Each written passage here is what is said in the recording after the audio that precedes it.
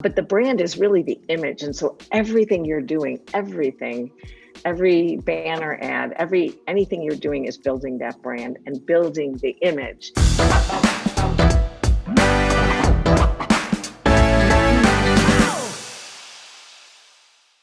Laura, thank you so much for joining the Creative Haven podcast. It was fun to meet you over the holidays. Actually, was it Christmas Eve that we met or I Christmas think so. Day over on Lunch Club, which is a community that I actually enjoy being a part of. And it was a treat to actually meet you and talk to you about creativity as well as what you do and everything that you've created with Viva La Brand. And we'd love to hear more about your story. So tell us more about your background, your history, and where you are today. Fantastic. Thank you. So yeah, it was a lot of fun meeting you. The best way we can right now. So Viva La Brand. So I started it about 14 years ago. And I started it because I really enjoy working with people and helping them achieve their business goals. And mostly, related to brand and marketing. And I was at large companies. I was at Progressive Insurance for over 20 years. Before that, I worked for advertising agencies in Chicago and Boston, also worked for Mm, Polaroid, which was a lot of fun. I was so fortunate, learned so much, was exposed to so many really smart, creative people.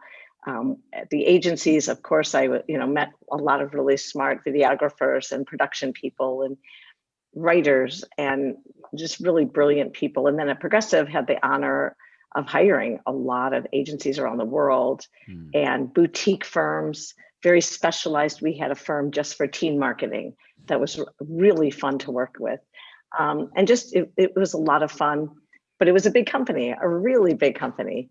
And I found that I really enjoy working with individuals and people and sitting down with people and just trying to understand what is it that they're trying to achieve that they're just not able to do.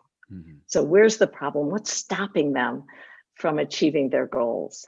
And then breaking that down and then coming up with a plan. So I started Viva La Brand thing, and we offer brand and marketing, all sorts of consulting services. So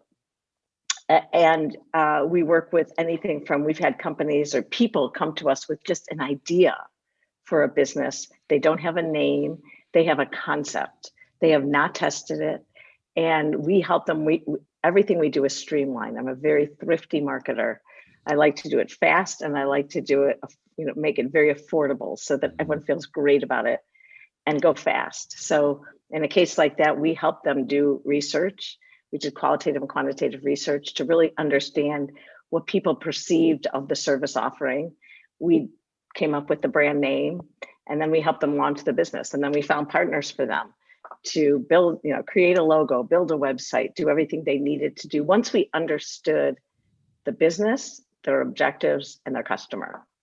Wow, love that story, and it's good to hear that it's all about helping people, because you experienced it on such a high level at Progressive and all of these agencies that you work for, and you've seen it. You've probably seen, seven-figure, six-figure budgets for huge companies, and then now you're giving that same service to smaller companies or startups, or small businesses, or just mid-sized businesses, just businesses in general, and if anything, also Exactly. individuals. And I think that's powerful because people should have access to branding and marketing these days to build their brands. And I feel there's a lot of new entrepreneurs and business owners out there because of the advent of very useful technology, SaaS technology, and also the lower cost, the lower barrier of entry. Because I Right. think that a lot of entrepreneurs now can pay LegalZoom, pay their state fee, get their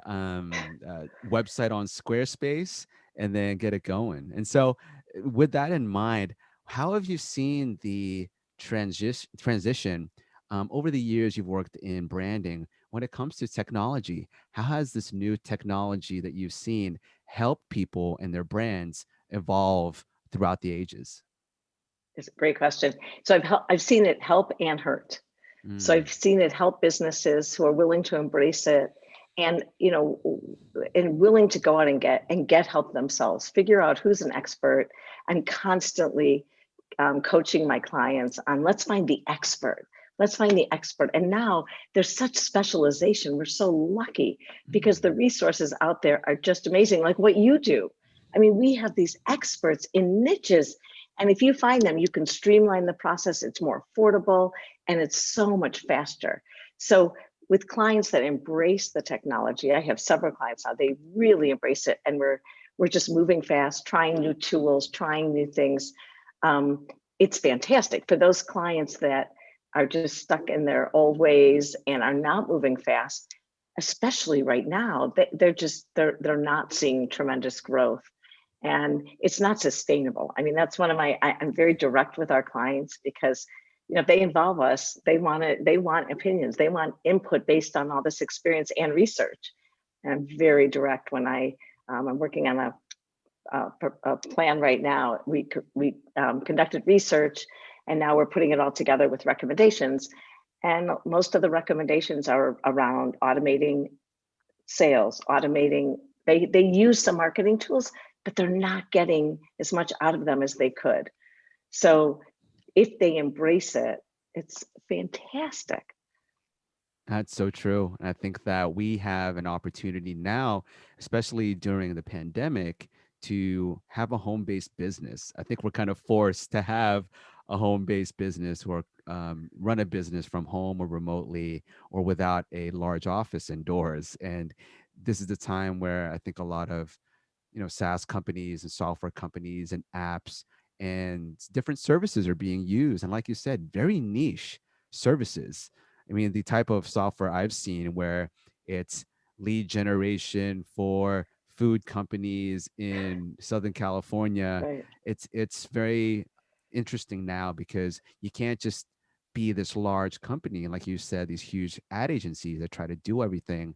They're being I want to say replaced, but a lot of their clients are going towards these smaller agencies like you and me, where it's specialized in branding and Right. specialized in video marketing. Because as a company, it's so much better to niche because you can specialize and really focus on your talents and your strong points rather than trying to learn SEO and then video content creation and then web design and then graphic design. It's so much. And so whenever you talk to clients, especially new clients right now, what are the major pain points or challenges that they face when it comes to branding and marketing?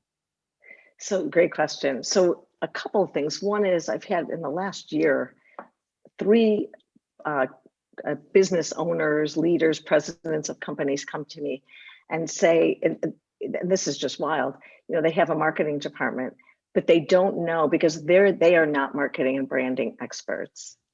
And they're spending a lot of money and they're doing a lot of things and they see dashboards and they're not sure that they're getting what they're paying for. And that's, we're seeing that more and more because there are great tools, but they're getting, it can be very overwhelming. And there's two pieces to it, right? There's really three pieces. It's your talent, your process, and your tools. Mm. And so we break down all three. And we typically start with talent. We've done a few of these this year where we just do an audit of their marketing talent. So we try to understand, do you have the right people in the right seats? Wow. And we have found in two so far that the answer is no. And one was a pretty severe situation where the head of the marketing department was just not the right person for the job. And it wasn't, we were very transparent, extremely transparent. And I just sit and talk with everyone to try to understand, well, what are you hoping to accomplish? What are you doing to accomplish that? What tools are you using? And then we also talk to their external vendors to say, hey, how's it working with them? What's it like? We conduct research. We try to understand the whole picture because I don't believe in just, sending you my recommendations based on my gut. I will not do that. I have a really bright team, research analysts. We have writers, really smart people.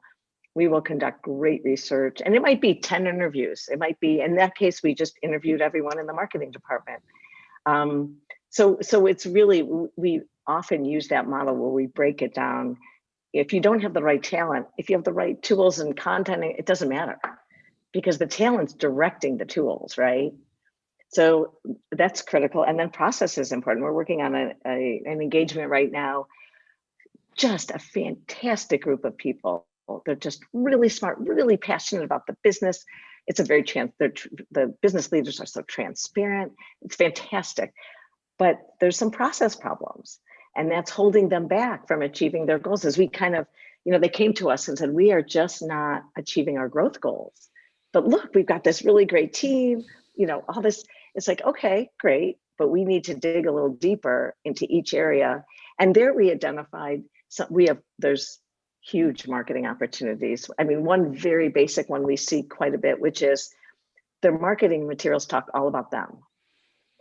And they don't start with some message that says to the reader, says to the visitor, I understand your problem. I understand your pain. You have to start with the pain to connect. And then you can get in and explain what you have to offer. But we see this very often where companies, their homepage is just all about, here's what we do. This is what we do. This is what we do. As opposed to, hey, have you ever had this problem? Oh, we can solve it. So, it's talent, breaking it apart, understanding it. Then we have to understand process, which is their marketing. What's the content look like? And it's so much about understanding their customer, because everything about the content, the cadence of it, the messaging, the words that you use, those shouldn't be your words, not my words. We don't use our words, Viva La Brand's words. We use the customer's words. That's why the research, we love qualitative research, because we often take the words that customers say, literally the words, and that's what is on the homepage. Because if they're saying them, then that resonates with them. That's how they describe. We often ask, well, how would you describe the service that you get? And they'll describe it in their own words, and it might have nothing. It might not be, we got a video. It might be, we grew the business. We connected with people emotionally that we never thought we could connect with. And they may never even say the word video. Well, then those are the kind of things that have to be articulated in the marketing materials.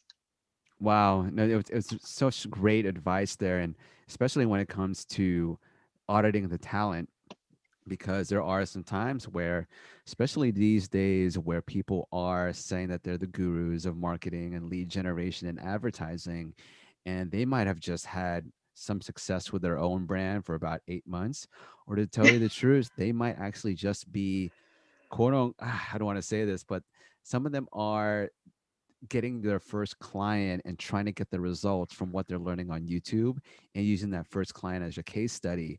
And that first client can be you, or, that brand. And you are experiencing someone who's learning about lead generation on the fly. And it's one of those, I've seen it happen before. I'm actually part of a mastermind where we talk about it. And it's great that you also talk about the power of copywriting and the power of knowing what your customer pain points are, but also knowing what their tribal language is. What are the types of words they use to describe growth, to describe pain, to describe wins and whatnot. And it's very important, because you can't sound too technical with technobabble and hit them with all these amazing features that you have and sound like you can write a whole dissertation on marketing and whatnot. No, they want to know, do you ever stay up at night worrying that the next day you're not going to make your next buck? And so it's great that you actually you teach your clients that. And what do you feel are the big mistakes that brands or companies make when they do hire out? When it comes to talent, what are the mistakes they make? So I bet you see this all the time, but we do. We'll have people come to us that are referrals, businesses that are referrals to us, who say, wow, I was talking to this person, I'm in a networking group, and this person said that you helped their business do this, so we're here. And I'll say, well, tell me your experience working with a marketing group, or, and many have been burned. Many have, exactly for what you're saying, that people, there are so many people that are great at getting up and selling themselves. And they're wonderful. They get people excited, and they might show them, to your point, they may show them some a few, beautiful graphic designed pieces that are beautiful. And I'm, not saying they're not, but, and then they convince clients to, hire them. And we get a lot of business from clients who've gotten burned. And then someone's referred us. And, we're very transparent. I mean, we're very direct, we're very transparent. And we're very excellent at communicating. We give them, we're always, weekly updates, and there's just it's out there. It's nothing, there's no surprises. When I left, corporate America, I don't like surprises, money or time surprises. That just throws me off. If you say you're going to do something and you're 2 weeks late, that just doesn't work for me. And same with money. You tell me it's going to cost $10 and it costs $100, doesn't work for me. So those were some basic tenets when I started this business. There are not going to be any surprises. And I think that, there are a lot of people in our industry, in the creative industry, that don't necessarily, follow those same values. And so, sometimes at the beginning of an engagement, we just have to, it's just through talking together. Because I always say to them, I'm not here to convince you to do anything. You have to feel comfortable with it. And we've had situations where we talk to someone, we're never engaged, and 2 years later they call. And, maybe they have an acquisition and then they have another brand issue. And the last time they did it with someone else, and it wasn't a pleasant experience. We had a company that, it was just, I found it so sad because they spent so much money. They had just rebranded. They had a new website. They had spent a lot of money and time, a lot. They had beautiful printed materials and trade show booths. And I mean, they had gone all in. And and the president of the company, through referral, asked if I would just come in and do an assessment of their materials and their marketing and their website. And it was a disaster. And I was straight with them. I said, okay, let's talk about who your customer is, what's important to them, what service you're providing. Now let's go to your website. There's a disconnect. I don't even know how to navigate, forget about the messaging. And they ended up hiring us, and we ended up starting from scratch. They had never done customer research. We did customer research, and then we found them a different graphic design partner that is just excellent. They had a great brand identity. So the logo was very lovely, and their color palette was, all of that was usable. And I don't believe in just trashing things to trash them. I'm thrifty. It's like, okay, that'll work. We can make that work. But we did an analysis and found the whole purpose of their website was lead gen, period. That was really what they were trying to accomplish. Now, you would never know that looking at their website. So then we did a search for a niche, a very niche, this great small firm that all they do are lead gen sites for financial services businesses. Wow. So niche. So niche. And they blew it out of the ballpark. I mean, the company just took off. Yeah. That's incredible. Yeah. So, I'm sure you've had the same situation where, clients have, worked with other creative people or brand people, and they're not happy with the results. Yeah, because it's tough to measure creativity when it comes to what your initial result was, what you were expecting. And it's kind of like with ads, you pay and you see the ROI. You say, I put in 25,000 into this ad spend, and then now I'm seeing all the data coming in, and I can see my click-through rate. I can see how many people clicked on a certain pixel. You can track it. And so you can actually quantify the results. With marketing, you could do the same thing, same thing too with marketing, with CTAs and certain links and followers and likes and shares and messages and content. But sometimes with marketing, it's so based on the creative. And when you have creative types who, I don't want to say creative types, because I'm a creative type, I'm an artist too. Okay. So when creatives need to figure out how to create something for someone, they they have to put on their artist hat. But when they're working with a brand, it's tough because they also have to put on their business hat. Absolutely. And so as a creative, you're taught as an artist, when you're become an artist, you do it for the art. Okay. It doesn't matter what the market thinks. I'm just going to do it because it's from my soul. It's my passion. internal expression. Though when you work with a brand, you're actually dealing with their passion, their mission, their purpose. So you have to understand how can you merge your creative voice and individuality with the brand or the company's mission and purpose, and combine that so you're happy with your work, but you're also creating a positive result or whatever result your client wants. Now, sometimes it can just be some great gifts on Instagram or a nice looking website.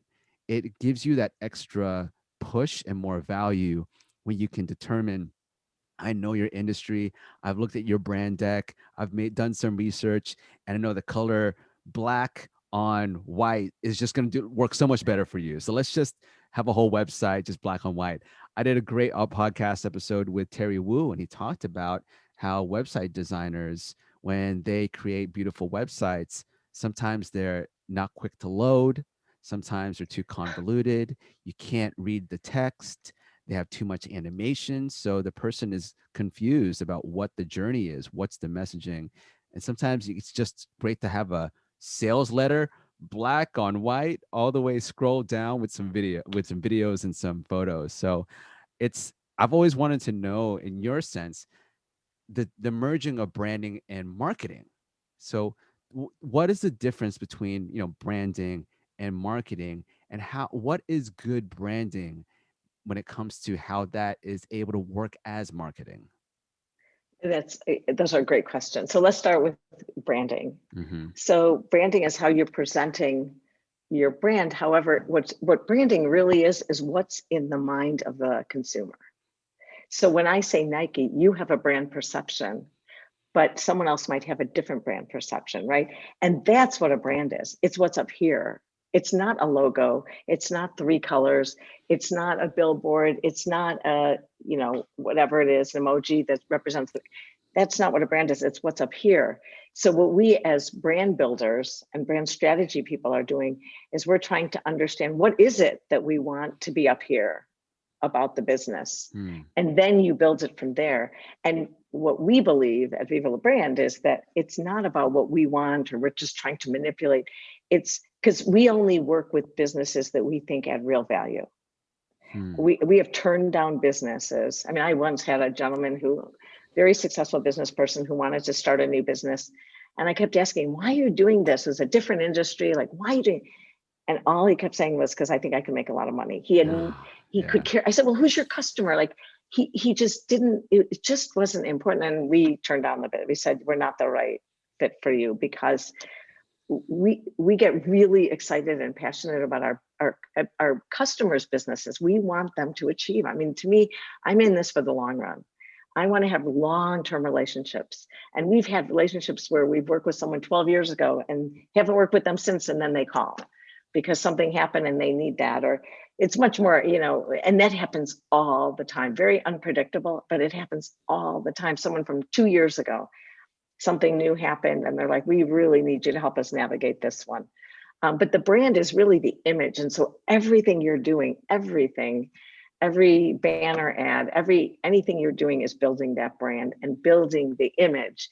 And the image, it goes back to, we talk about all the time, what job are we doing? What job is our client's business doing for their customer? It's always about what job. And I love using that analogy because a job is something you need. We need the job to get done. It's not, so it's got to be really concrete, which is very hard. And a lot of business people, in different industries, some have a really hard time wrapping their mind around that concept. But we just push, and we have all different ways to probe to get at the answer to what is it that you're really doing for them. And that's where you have to do research. You can guess all day long, but you might be completely wrong. And so it's really important to understand. So we love, and we segment customers. So we call brand loyalists. Those are the people that just love our clients. They're just the ones that you've retained for a long time. So they're brand loyal. They recommend you all the time. They're fans on every type of social media, and they're always, highly engaged. And we think it's really important to talk to them because we have to understand, what is it that you're doing that gets them so excited? We have to uncover, like, why? And then we also go to, we call them the future brand loyalists, because we want to know if you bless you. If you, Thank you. tried to get someone to join your team, tried to get someone to be a customer and they say no, well, why are they saying no? Why aren't they saying yes? What is it about your value proposition? What is it about what you're offering or how you're messaging it that is just not connecting with them? Because if you've identified them as a prospect that needs you and they need to get this job done, where's the disconnect? Because you can learn so much from that. So we look at all those, figure out what's the job that we're supposed to be doing, and then every single thing from an email signature to, I mean, every video, anything that the brand sends out, that all has to build and be consistent. And that's what really the branding is about. And then the marketing is what are the channels? What are the tools that we're using to connect with the customer? Wow, you just broke down the greatest definition of branding right there. It's so true because when you think of a brand like Nike, like Adidas, like Whole Foods and Airbnb and everything, it's that feeling in the mind, is your thought, and it's the values. And it's tough because there are a lot of times when you're starting a company where there are some initial things that you planned, and then your customer responds to you with their response to your product. And it's either staying the course of your original plan and your value, Mhm. or what is your audience telling you? What are your customers telling you? What are your clients telling you? And how do you make sure that you're not doing something stubbornly and you're listening to your market, and at the same time you're not pivoting away from your original goal? Because it is true what you said, it's all about really knowing what that job you need to get done. I love the jobs theory. That's something that I teach to people, and it's an amazing way of thinking about business, that you really have a job to do. It's, Home Depot is not selling hammers just so you can buy a hammer. It's so that you can put a hole in the wall to put a nail in and hang a picture frame, so you can save time, so that your partner isn't yelling at you that you didn't put up that picture frame. And it's tough because when you are a CEO and a founder trying to think of all of this while you're growing a company, it's difficult, and it splits up your time between the creative and then the business. And for you, transitioning from the corporate world and now owning your own business, what were some of the challenges that you faced as being a business owner? Because I know with corporate being having a job, you have, I don't want to say just have one task, but you're specifically working on your role at the company. And then when you have your own business, then everything opens up and you realize, Right. wait, I have to figure out how I'm going to pay myself and my employees. Yeah. So tell me about that transition, and what are the challenges that you faced and what have you learned? That's a huge question. Um, it ended up being a really fun transition, and that's only because I had tremendous support from my family. I'm very risk averse, so I didn't see myself as someone who would own their own business. But my family watched me the last few years in my job, and they just saw that I just wasn't as excited about it. I was still working like crazy, but I wasn't as excited about it. And they saw that so clearly. And they really encouraged me to go on my own. And they said, sit down with these business people that you love to talk to and help them, solve their problems.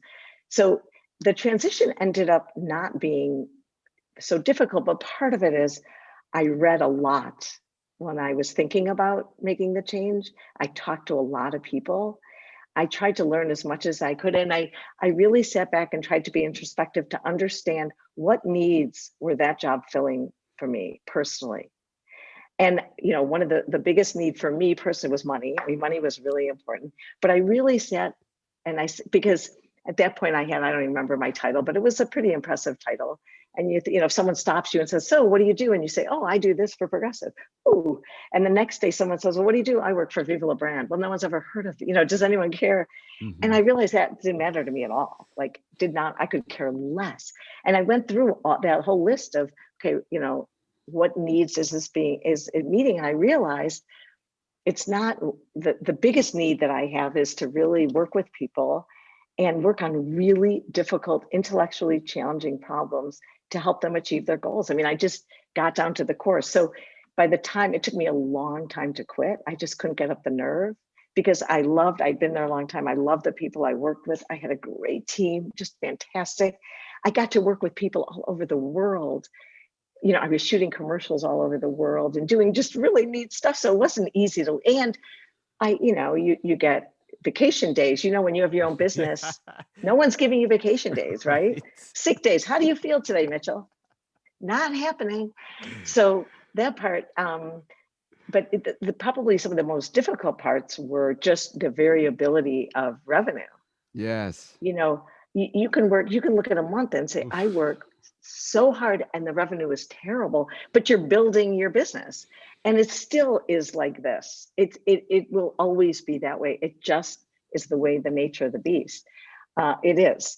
So that was one thing. The other thing was I realized I really had to put myself out there and meet people Mm. because I had been at Progressive and I have a family, and those were my two priorities. And I worked a lot, and then I was with my family. I was not building community with business people in any Mm. way. I wasn't working with any nonprofits. I wasn't networking in any way because I had my priorities, and those were my two priorities. So then it was like, okay, really fast, you better get out there and meet people. And I did. I mean, I first started with meeting heads of digital agencies in town. And I met heads of videographers and just people around locally. Now we have clients all over the world now, but locally just to talk to people and to see what they're, because I thought maybe we could fill in a gap for them and partner and figure that out. So, but that was very different because you're right. You're in a job at a big company. This is your job, and this is what you need to do. And with your own business, it's endless. Yep. It just because when you're not working on a client's business, you're working on building your business. I'm always looking for new talent to hire, great talent. You're just, it's constant. But I think I feel so fortunate because I had such great support, and people that really believed in me. And then I quickly got a few mentors that I'd worked with before that really believed in me, and that made a big difference. It's great to hear that from you because I feel like the entrepreneurial journey and the pain that we go through and the challenges, it's universal. I mean, Don't right, you? yeah, I mean, right now I'm staying at my parents' home when I'm prepping to move to Austin. So I just moved out of Los Angeles. Now I'm about to go to Austin. I have a week or a few weeks here to get everything together before my move to Austin. And just listening to my parents talk about how they're just asking me, so what a job are you gonna get out there in Austin? I told Mom, I own a business. Like, this is what I do. And she asked me, had a really deep conversation. And she says, so what is it about owning a business drives you over having a 9 to 5 job? And I just told her that I just know that I can do more. I know that I can impact more lives. I know that I could make more money, yes, but make more money to impact more lives. I just know that I have a gift. I know that I can help people. And my job at that point, and if I was at another job, I can help people build their businesses.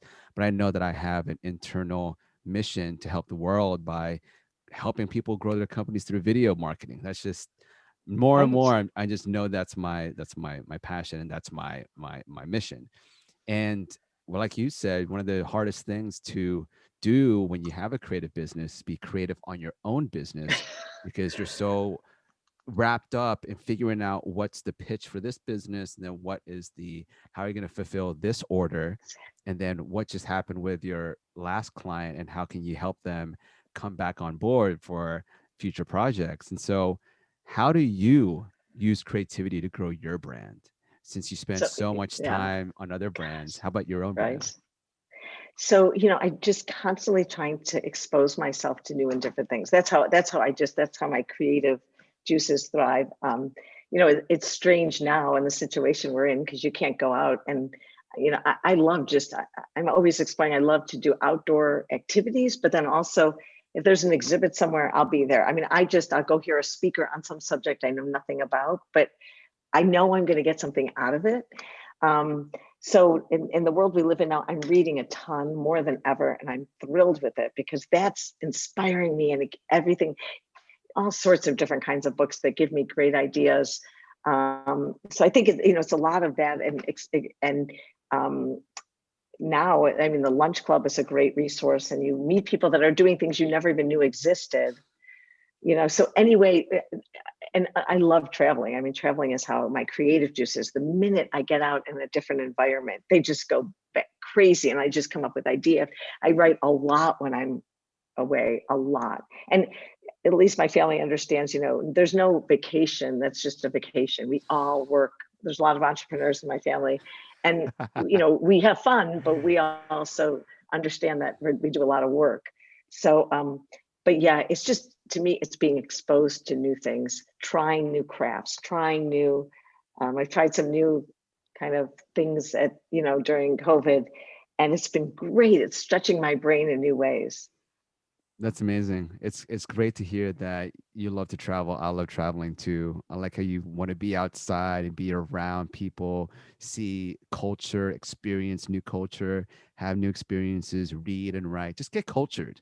At the end of the day, Exactly. it's just really Learn, push yourself out of your learn. comfort zone. I mean, I'm reading some tough books that are just so different, but boy, are they stretching my brain. What are some books you're And reading it's right good. now? What are these Well, books? Sapiens, I don't know if you've heard of that by Harari. It's No. absolutely fantastic. It's a heavy book, but it's fantastic. I actually started a business book club about 2 years ago of Beautiful. 6 really interesting women who each are either, an executive at a company or own their own firm, Mm. and very different businesses, from law to, I mean, just completely different industries. And the 6 of us we've read some tough books, a range of books on leadership, creativity. We're doing what's the next one, creative design. We've done some innovation. We've done just a huge range of books, and it's been a lot of fun, and you learn a lot. And then we go around because I want to understand, what can you apply to your business? How does it Yeah. work for your business? Because you're just learning and learning, and then I can help my clients when I see a situation and it applies, right? It's big. I think that there's so many books out there, some great books out there. And for you, I know that you said that when you left the corporate world, you started reading to become more competent and knowledgeable about owning a business. So for all those new businesses out there, or just business owners in general, what will be your 3 books you will Oh, recommend to them? geez. Oh, that is unfair because It is unfair. I know, because it's that's what unfair. it's like. Someone asked me, I "What's could your pull favorite it up. movie?" I could pull up my list of books. One of my favorite books is The Power of Habit by Nice. Charles Duhigg. Do you know that Duhigg. book? Yeah, Duhigg. Carlos Duhigg. It's a great book, and it applies to a lot of things. I think that's a super book.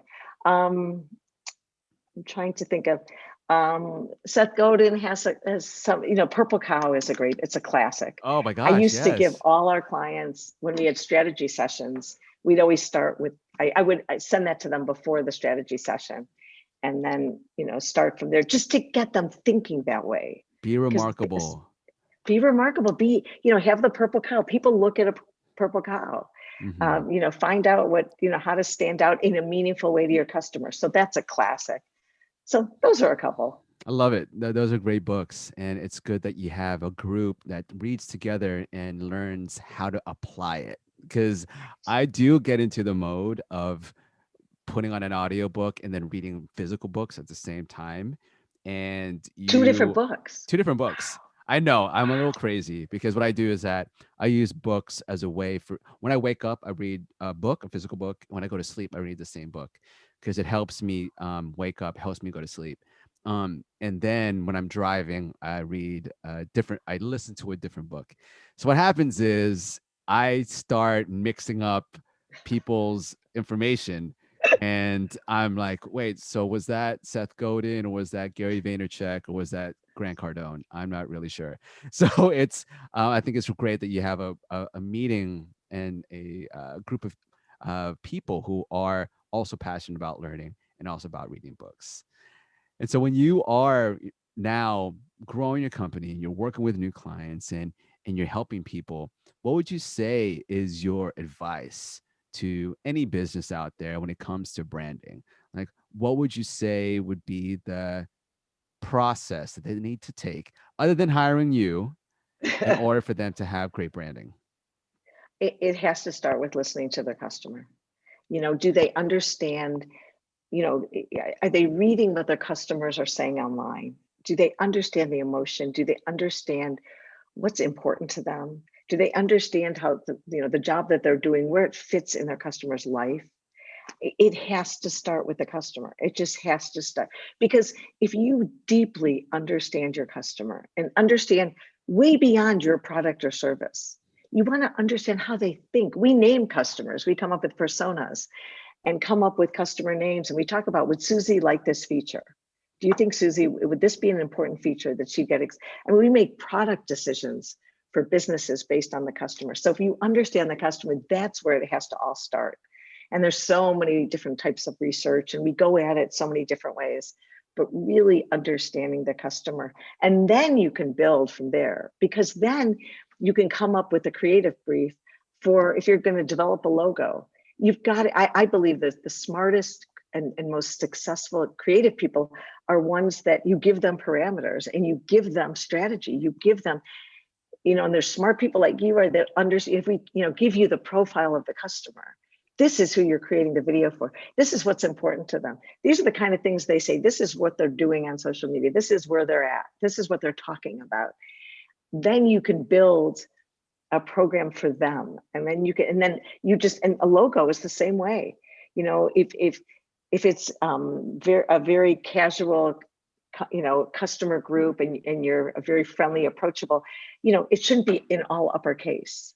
It shouldn't be in a fancy serif typeface that, there's just all these tools we have, and we have to use every single one of them so carefully. The color, you have to connect. And so I'm just such a believer that if you start with the customer and that's where now we're talking to clients, even if you did customer research last year, it's old.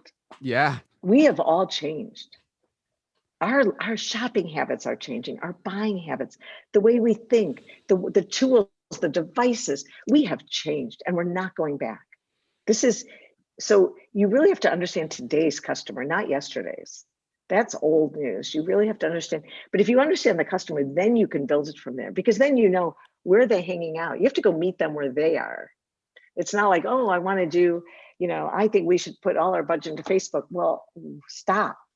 Where are they? You've got to figure out where they are and meet them there with the message that resonates with them. That's powerful. That's incredible advice. And I think everyone out there who has a business or even just wants to think about starting one should really listen to that, because it is all about knowing the customer and doing that research. I know it's tough and it's tedious, but it needs to be done. So Laura, I know you're very busy, so I just want to say thank you for hopping on the podcast today. And before we go, I would love for you to tell everyone where to find you online and how could we support. Oh, thanks so much. So, hey, if you just want to connect, it's Laura@vivalabrand.com. Check out our website, vivalabrand.com. Sign up. We do a blog. I do the blog. I love it. It's really fun.